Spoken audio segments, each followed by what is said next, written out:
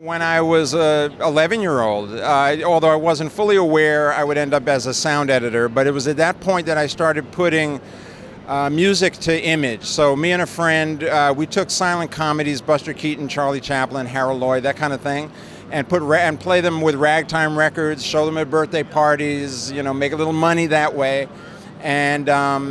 And so I think that really was the beginning. I grew up in New York City. My parents, my mom and dad loved movies. I would have weekends where I'd run from one movie to the other, plan out, okay, this theater, when this movie lets out, I run 10 blocks and I can see this other movie. So the movie stuff was there. I played music, I did some acting, I adapted, I did some playwriting, all of that through my college years. And that kind of led me to sit down, watch movies, and stay long enough to see that in the credits there was somebody called a sound editor.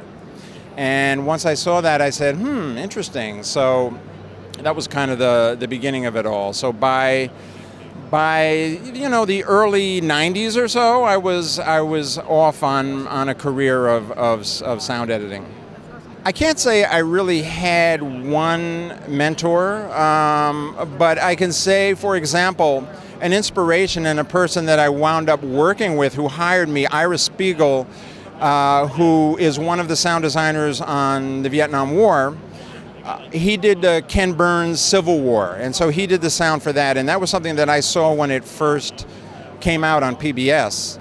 And it was inspiring for me, being interested in sound, that you could just place the right bird call and on a photograph of a battleground, body-strewn battleground in the morning after a big battle during the Civil War, and all of a sudden it all comes to life. So it's that alchemy of taking a sound, putting it with an image, and getting something that's greater than the sum is greater than the parts kind of thing. So that was my first kind of taste of that, thinking about that. And so I was fortunate to end up being able to work with Ira, and he kind of gave me some of my first effects cutting jobs, and I've been able to work with him on and off all the way up till now.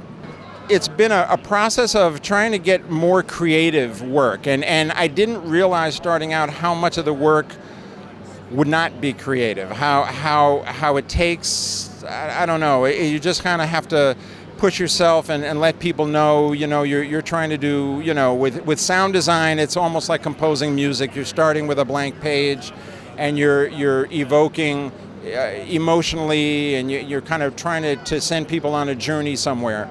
So I guess I would have maybe tried to be more aggressive, but it's hard to say. Everything, has its own flow, and I think things worked out fine. Not to sound too cliched, but you have a goal, you have a dream, follow that dream, and don't be deterred as things don't go your way on a daily basis.